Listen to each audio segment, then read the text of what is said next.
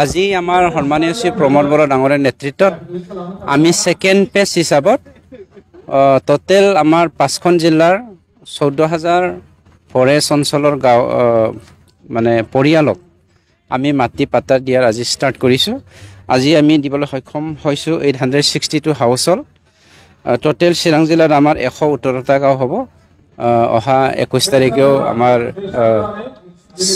কি কয় নিচিমাত আমাৰ মাটিৰ পাতা আমি বিতৰণ কৰিম। ভাল লাগিছে। তাৰ বাহিৰেও আপোনালোকক জনাই সুখী হৈছোঁ যে অহা আমাৰ 25 তাৰিখৰ ভিতৰত আমি 15,000 পৰা 17,000 ৰেভিনিউ এৰিয়াত মাটিৰ পাতা দিবলৈ গৈ আছোঁ। প্ৰত্যেক ব্যক্তিক আমি মেক্সিমাম 1 বিঘাকে আমি দিয়াৰ কাৰণে প্ৰস্তুতি হৈ আছোঁ। আজি ইয়াৰে 6,000 মানুহৰ মাটিৰ পাতা আমাৰ ডিপাৰ্টমেণ্টেলি আমি এপ্ৰুভ কৰিম।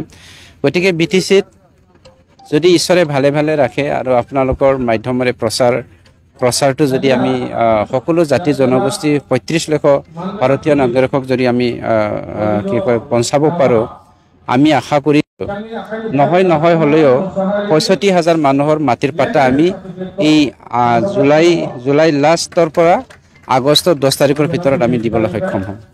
এটা প্ৰশ্ন হৈছে যে সমান্তৰালভাৱে আজিৰ অনুষ্ঠানটোৰ লগত প্ৰান্তত বনাঞ্চলত খালী কৰাৰ উচ্ছেদ চলোৱা আছে। আকৌ BTRত বনাঞ্চলত ভূমিহীন লোকক ভূমি চাওক, এনে অসম আৰু অসম পাৰ্ট আৰু BTR পাৰ্টৰ মাজত পাৰ্থক্য আছে।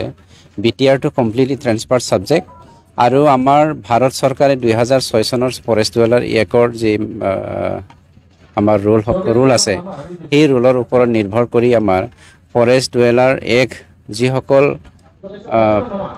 ট্ৰাইবেলসকল আছে, তেওঁলোকে প্ৰায় 25 বছৰতকৈ বেছি বসবাস কৰা ইয়াত আছে, যিসকলক আমি ট্ৰাইবেলসকলক ইজিলি দিবলৈ সক্ষম হৈছোঁ। আৰু য'ত আমাৰ নন ট্ৰাইবেলসকলে আদাৰ ফৰেষ্ট ডুৱেলাৰসকল আছে, তেওঁলোকক এনে 3rd জেনেৰেশ্যনলৈকে লাগে।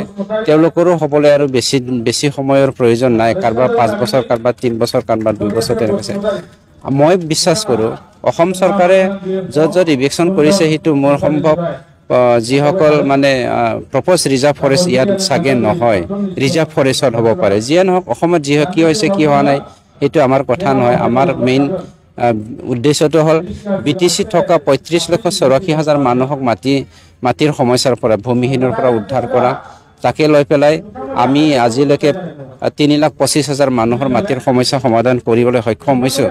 আশা কৰোঁ যদি ঈশ্বৰে ভালে ভালে ৰাখে, BTCত থকা সকলো ভাৰতীয় নাগৰিক যিসকল বনাফাইড চিটিজেন অফ BTC, আমি সকলোৰে মাটিৰ সমস্যা কৰিবলৈ সমাধান কৰিম।